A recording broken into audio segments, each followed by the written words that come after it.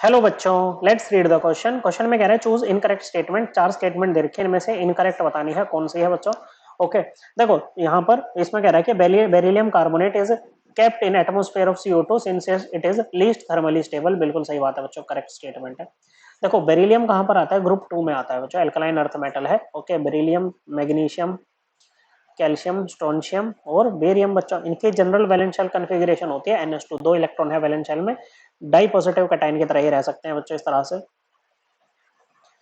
Okay बच्चों, जो इनका कार्बोनेट बनेगा बच्चों, उसमें जो कैटायन एनायन होगा बच्चों, कार्बोनेट ही होगा बच्चों, CO3 2-। ओके बच्चों, तो जो थर्मल स्टेबिलिटी होती है ना, वो इनवर्सली प्रोपोर्शनल होती है किसके बच्चों, कोवेलेंट कैरेक्टर के। ओके बच्चों, जनरली जो अपने मेटल कार्बोनेट्स होते हैं वो क्या होते हैं, आयनिक होते हैं बच्चों। आयनिक कंपाउंड्स में कोवेलेंट कैरेक्टर आता है बच्चों, और ये जो कोवेलेंट कैरेक्टर होता है ना, डायरेक्टली प्रोपोर्शनल होता है पोलराइजेशन के।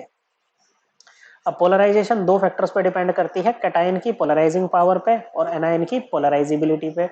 ओके बच्चों, पोलराइजिंग पावर डायरेक्टली प्रोपोर्शनल होती है चार्ज ऑफ कैटायन, और ये डायरेक्टली प्रोपोर्शनल होती है चार्ज ऑफ एनायन के। ओके बच्चों, अब यहाँ पर देखो पोलराइजिबिलिटी सबके केस में सेम रहेगी बच्चों, कार्बोनेट है आपका एनायन बच्चों।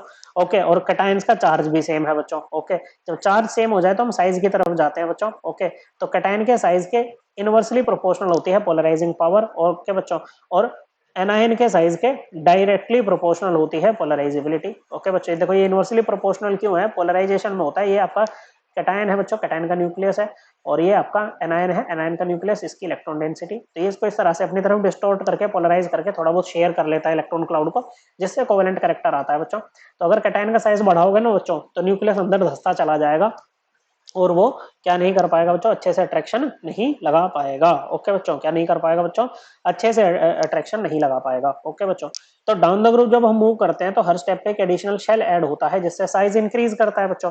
अब अगर साइज इंक्रीज करेगा तो बेरियम 2+ की जो पोलराइजिंग पावर होगी वो मिनिमम होगी बच्चों। ओके बच्चों, देयरफॉर जो बेरियम कार्बोनेट है, ओके बेरियम है बच्चों, बेरियम कार्बोनेट का जो आयनिक कैरेक्टर होगा, या इसको आप बोल सकते हो कि ये मैक्सिमम आयनिक होगा बच्चों। ओके, इसको आप डायरेक्टली प्रोपोर्शनल आयनिक कैरेक्टर के भी कर सकते हो इधर।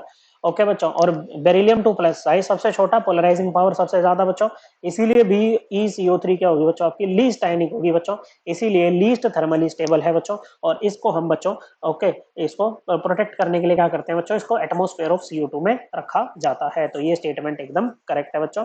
फिर कह रहा है कि बेरिलियम डिसॉल्व्स इन एल्कली फॉर्मिंग BeOH4 2-। तो ये स्टेटमेंट भी एकदम करेक्ट है बच्चों। ओके, बेरिलियम को जब हम पानी में डालते हैं बच्चों, तो ये क्या बनाता है बच्चों, सॉरी पानी नहीं, बेस में अगर हम इसको डालते हैं एल्कली में, तो ये बनाता है आपका BeOH4 2-। ओके बच्चों, साथ में इसमें अगर काउंटर में लगाओगे तो 2Na+ आ जाएगा साथ में। ओके, Na2BeOH4 ऐसे करके भी हम इसको लिख सकते हैं। ओके बच्चों, सपोज एल्कली आपका NaOH है तो। ओके, तो ये स्टेटमेंट भी करेक्ट है, तो ये हमारे आंसर नहीं है।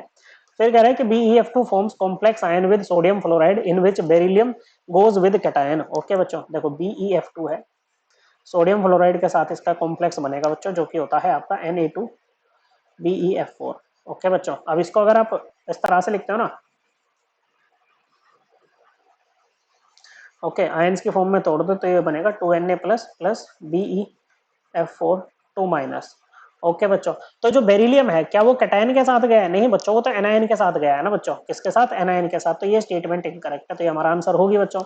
फिर कह रहा है कि BeF2 forms complex ion with sodium fluoride in which beryllium goes with anion. तो ये तो करेक्ट है बच्चों, करेक्ट है, तो ये हमारा आंसर नहीं है। So correct answer is option 3।